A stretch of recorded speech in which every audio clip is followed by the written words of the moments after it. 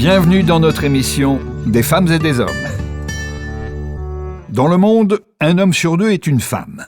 Donc il devrait y avoir autant de femmes que d'hommes chefs d'État, ministres, chefs d'entreprise, académiciens ou pilotes d'avion. Pourtant, ce n'est toujours pas le cas et ce n'est pas nouveau. Bien sûr, les statistiques ont un peu progressé, mais l'égalité entre hommes et femmes reste encore l'exception et non pas la règle. Alors aujourd'hui, quelle est la situation réelle de l'égalité des sexes ? Notre émission porte son regard sur ces femmes qui veulent le pouvoir, mais qui ne sont pas toujours au pouvoir. Bien sûr, en France, on se souvient de Marie Curie et de Coco Chanel. On sait que le Brésil a eu une présidente, Dilma Rousseff, et que l'Allemagne a choisi une chef de gouvernement, Angela Merkel. Ces noms donnent une impression du succès des femmes, mais la réalité est très différente. Et les statistiques du monde nous rappellent que la situation n'est pas très belle.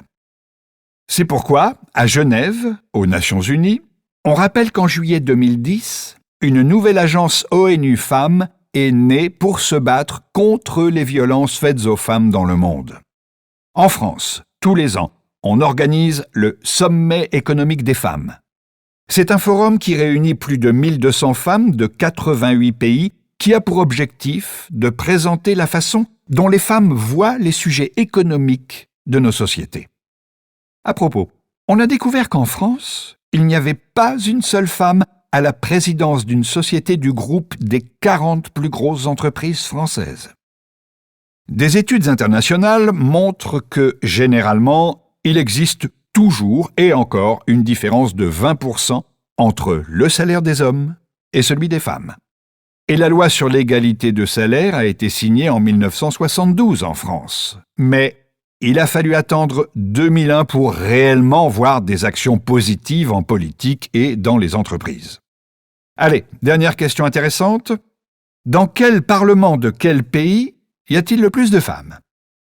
Eh bien, c'est au Rwanda, avec 48,8% exactement de femmes. Presque l'égalité politique, donc. En Suisse, c'est environ 25%, et en France, 20%. Et si le continent africain, qui est déjà l'avenir de notre francophonie, devenait aussi notre modèle d'égalité des sexes ?